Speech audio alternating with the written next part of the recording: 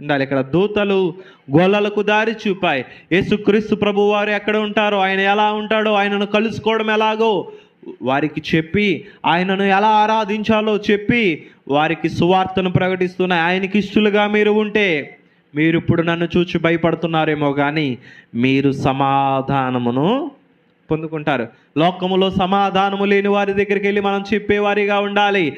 యేసుక్రీస్తు దగ్గరే నీకు సమాధానము తప్ప ఇంకా ఎక్కడా నీకు సమాధానము లేదు అని చెప్పేవారిగా ఉండాలి.